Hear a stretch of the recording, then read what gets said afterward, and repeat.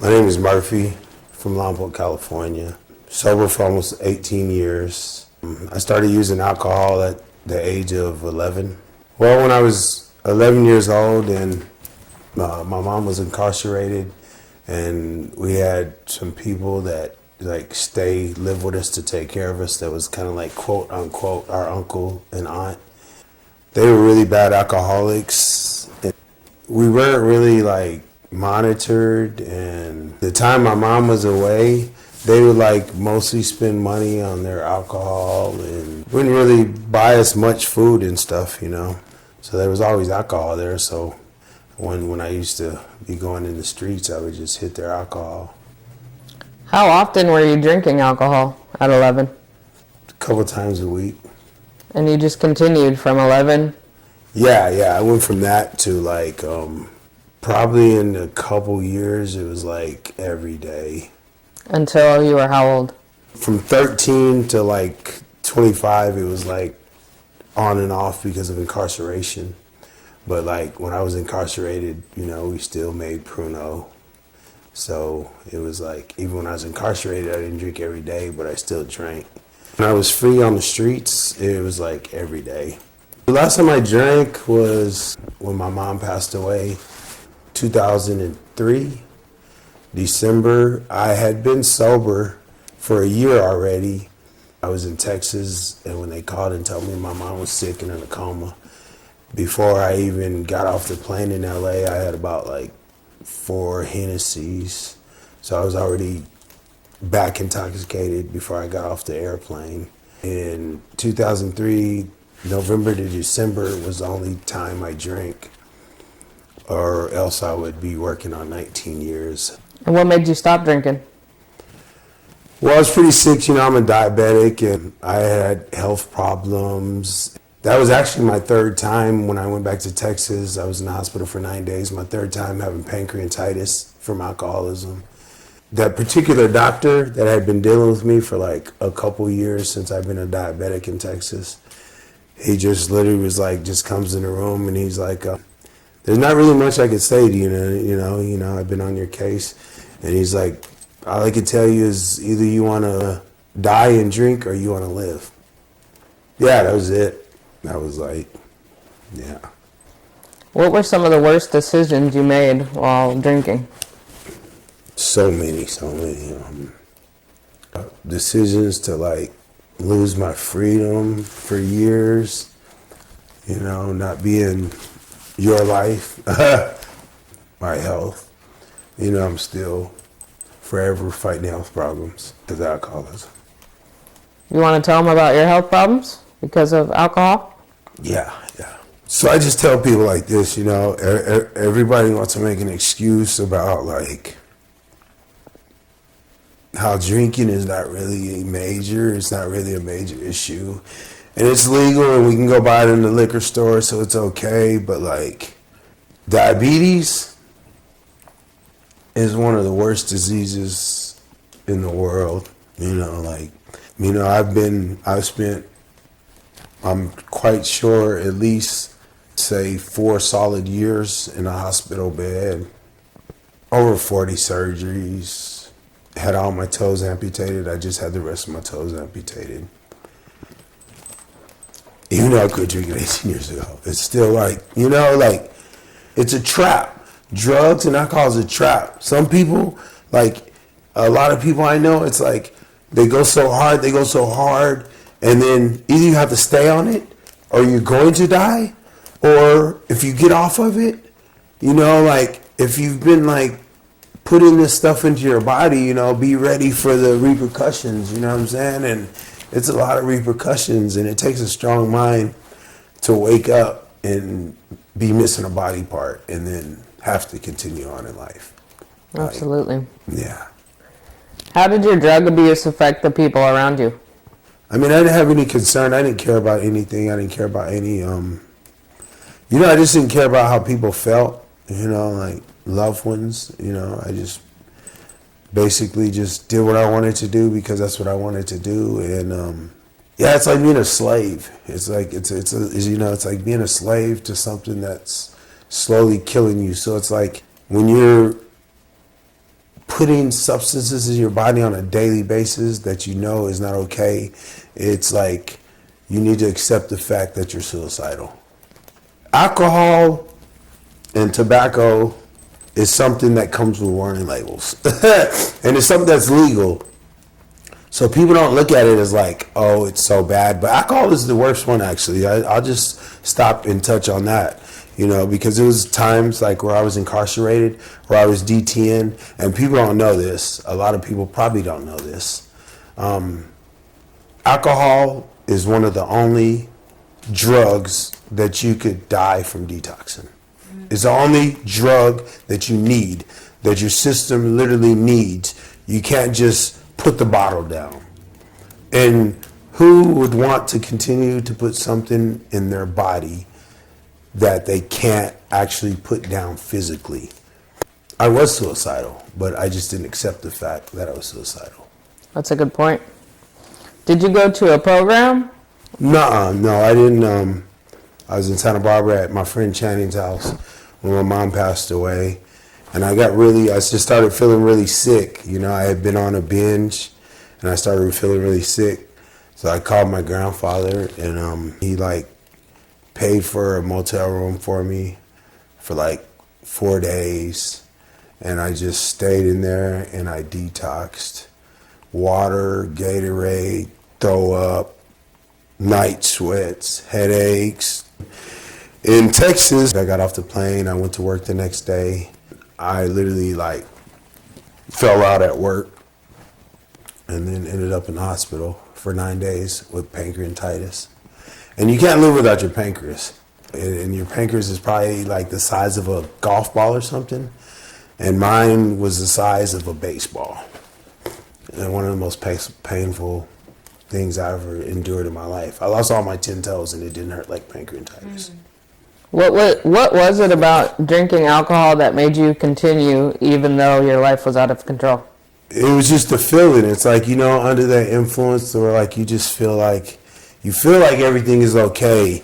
You feel great. You feel you could do whatever, normally just going out in public, I feel like a lot of people drink socially because without alcohol, they feel like they don't have charisma.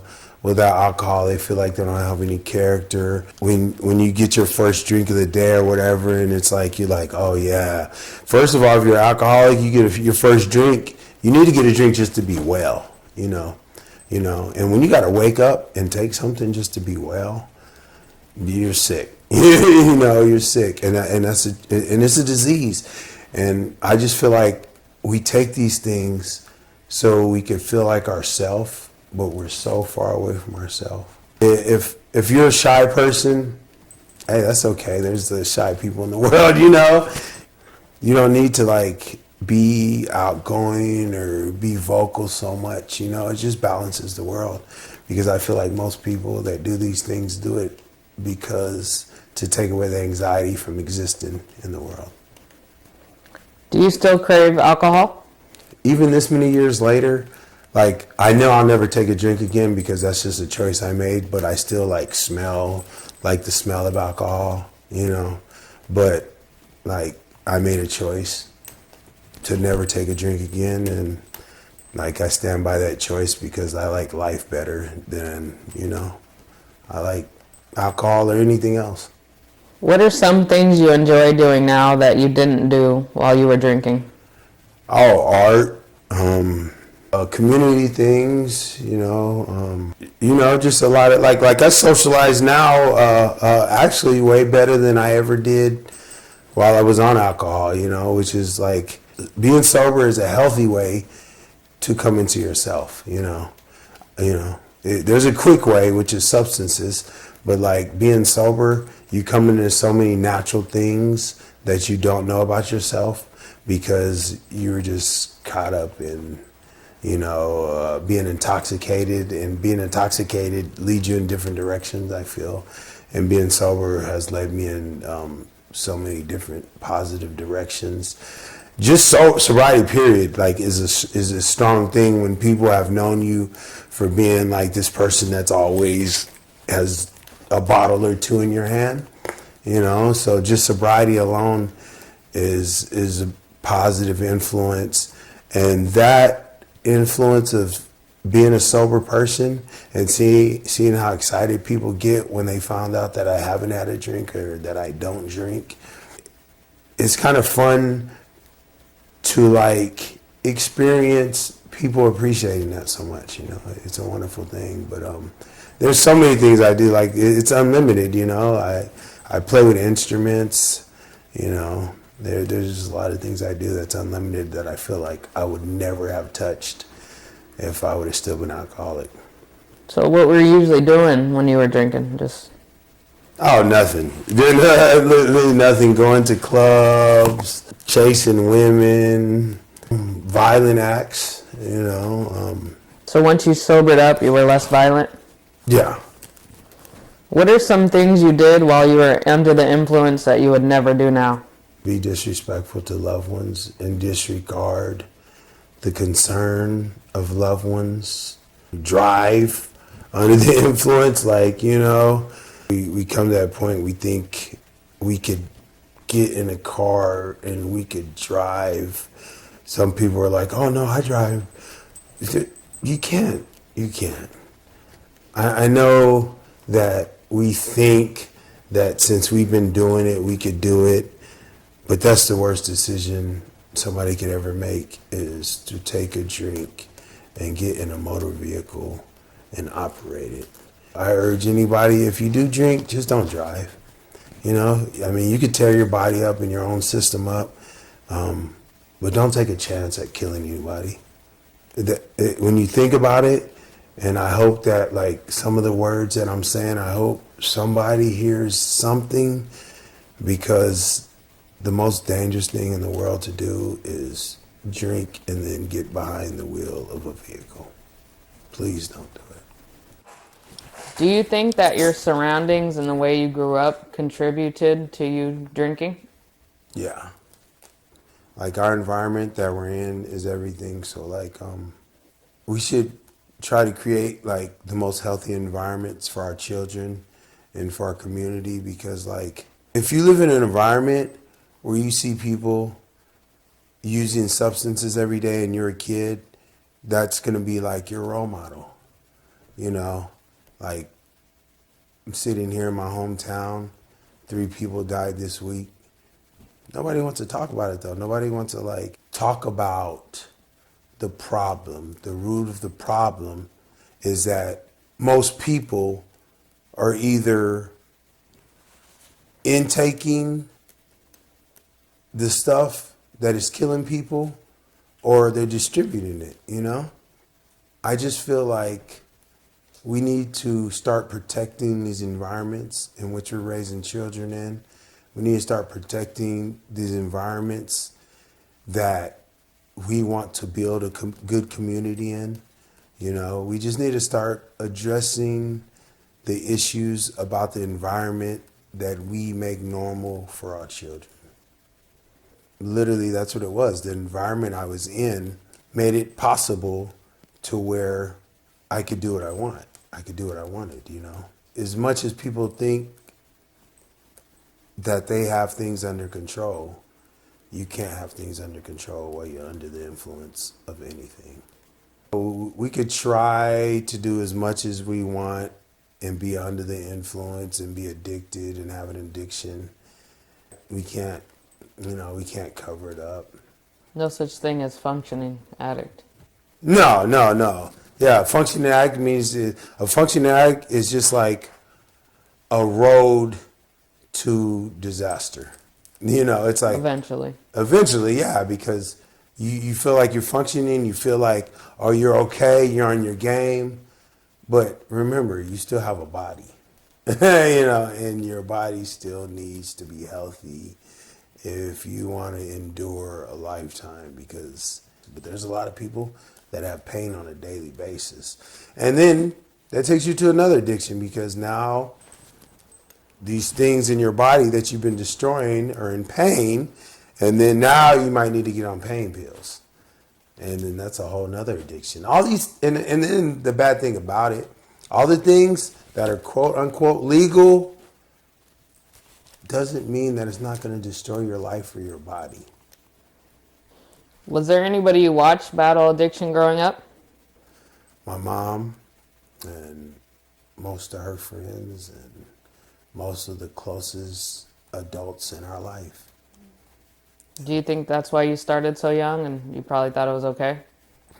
Yeah, well, I thought it was okay for what I was doing because, like, I decided at a young age, that I would never, because when I was growing up, like, cocaine was the thing, and that was something that my mom battled with, and I got to see, so that was something I never did, fortunately, and I chose to never do, and I thought, oh, alcohol. Alcohol, it's no big deal. The big deal about alcohol for me in my life personally, the worst thing wasn't even like my medical problems. The worst thing for me was the 10 and a half years I did in jail.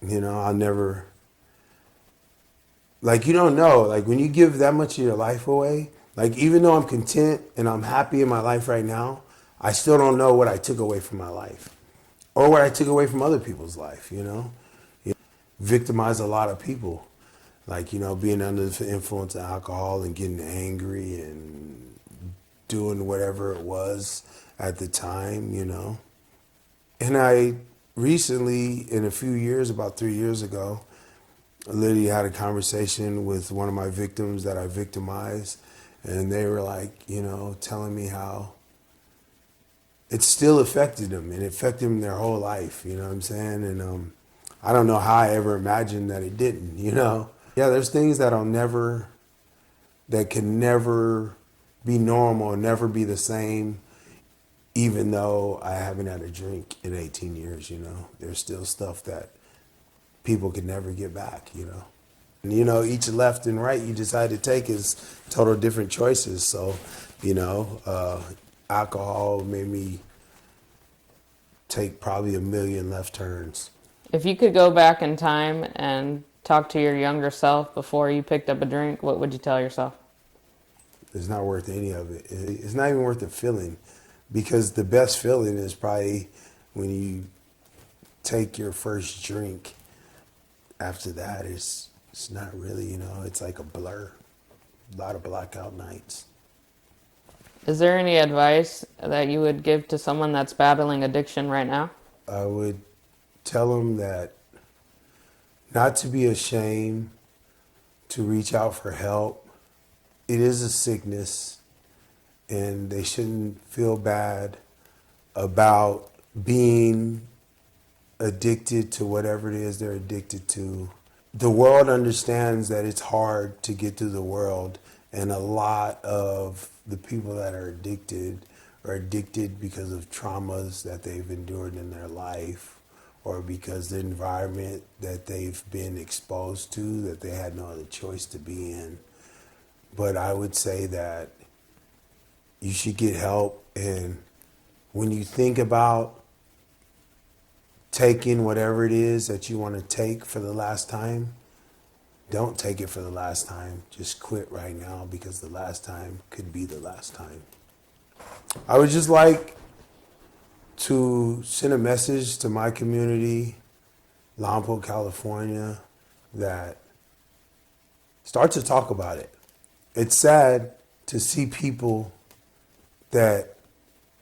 new people that were in that addiction, and then when those people are dead and gone right now, it's the saddest thing in the world, and we're still not addressing it.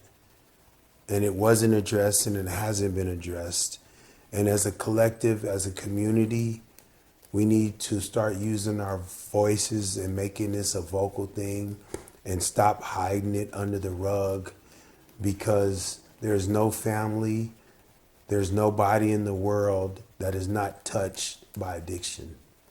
Go get help if that's what it takes, because it's not worth leaving people behind that are only hurt because of an addiction that finally won the battle.